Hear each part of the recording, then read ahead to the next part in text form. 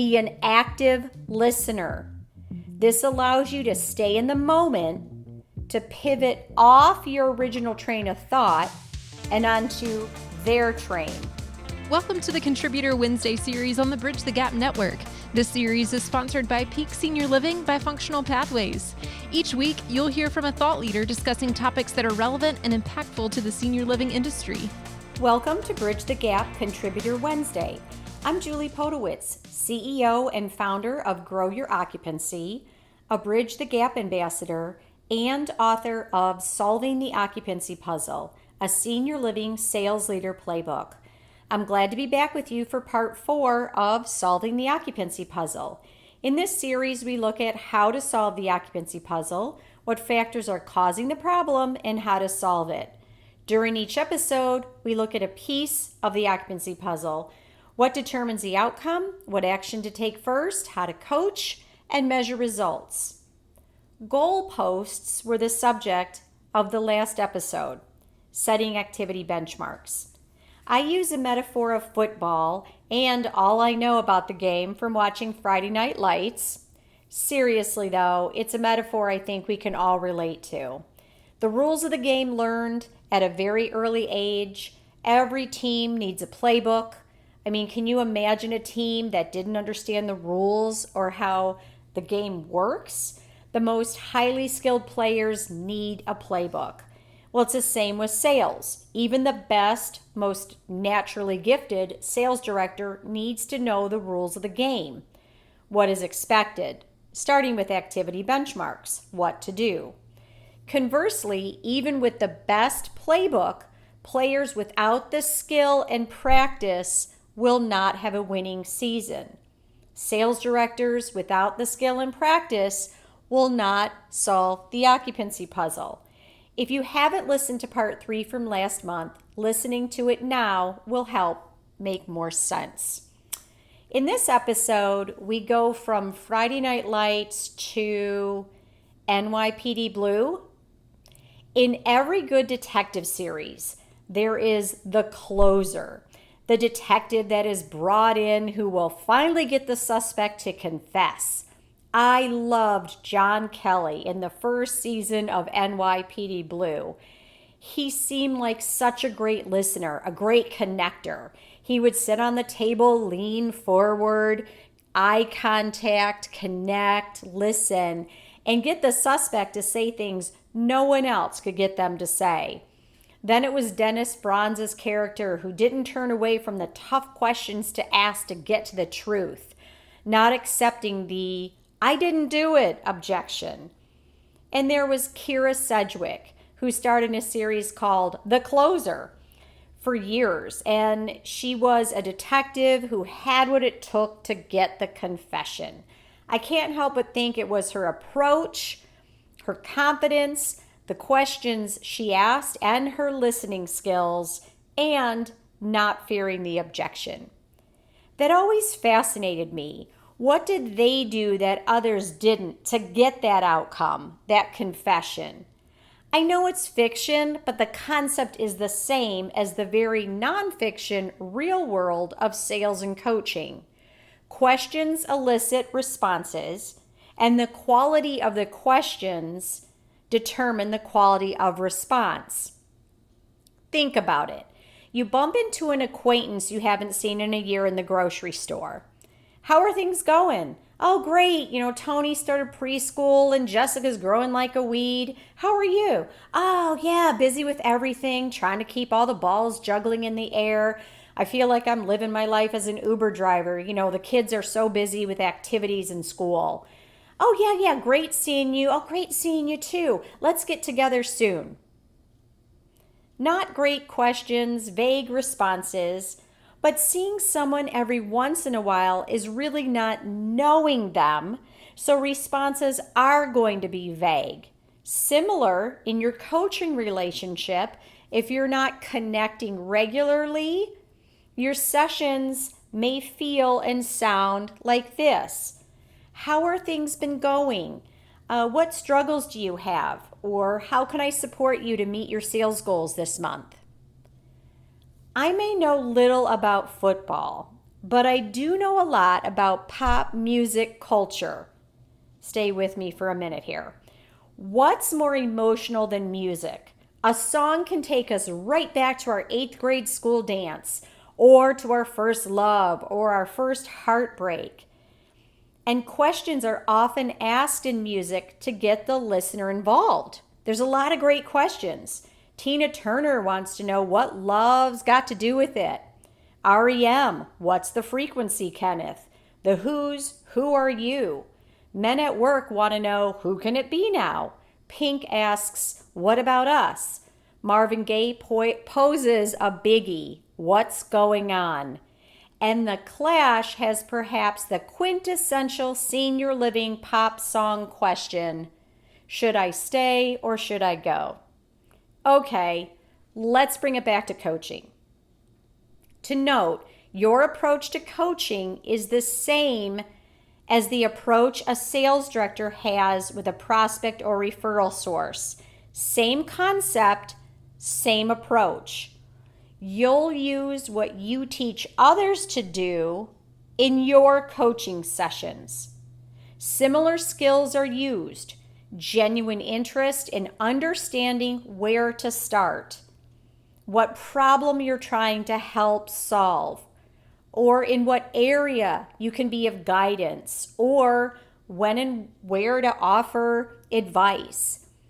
Identify where your client or customer is, either logistically, emotionally, mentally, or what has gotten them to where they are, and then determine what to do or focus on to get them where they want to go, and identifying where that is. Let's start with the quality of your questions. Questions such as, how are things going? How's your week been so far? How have you been doing getting out to do your outreach? Aren't helpful for either the coach or the client, or student or customer, or if you're a Star Wars fan like my husband, Padawan. Questions like this elicit responses like good, frustrating, busy, or in the case of asking how outreach is going and the person hasn't done any, to feeling defensive, in which cases excuses or roadblocks are put up. That may lead down to that rabbit trail, the coach trying to solve that objection, which may or may not be the best use of coaching time. This is an example of solving the problem too soon. Another parallel with customer-facing sales, which we used to call needs matching. You don't drive? We have a van. Oh, you're not cooking anymore? We offer 3 meals a day plus nutritious snacks. You're lonely? We have great residents living here. You make a lot of friends. And then being surprised when our customer gives an excuse as to why she can't come in for a tour or decide on which apartment she likes best. Similarly, a coaching question like, how can I help you meet your move-in goal this month? Or what do you need from me to support you? Requires the recipient to know the answer or how to solve their own problem, to know what action step to take. Instead of offering a solution or a next step, you are asking them to tell you. Yes, you want to ultimately help them self-solve, but you'll do this better or more successfully by asking better questions, listening, learning more, getting more details, and then offering advice once you feel like you've gleaned enough information and recapped it back for mutual understanding. Sound familiar? Let's look at the parallel between you coaching others best practices to sell senior living and you're coaching them to do it. There are many. Number 1, plan. What information do you need to know that will help you determine which help or advice that your client or student needs to improve? What do they need to do? What should they think about? What data should you review? What notes should you review? What calls should you listen to, etc.? Plan. Which area needs improvement most? Or what will make most impact? What's the data showing? What problem caused the prospect to reach out for help? In other words, the sales director parallel there. Number 3, where is your client or your customer now in their journey? Did they just join the team? Are they in their first 90 days? Are they long tenured and maybe feeling a bit burned out? Have they grown their skills and performance to a certain point and are now stuck or satisfied with where they are or the status quo? Similarly, where's the prospect in their journey? Number 4, ask quality questions. Just like you coach your sales directors to ask great questions, in coaching, you will want to do the same. Be more specific than how are things going or how can I support you or why are tours low this month. Number 5, ask one question at a time and pause. Allow time for thought. A good coach asks difficult questions that take thought, they take mental processing. If you're impatient, the student may feel pressured to respond quickly or give an excuse or reason where they are.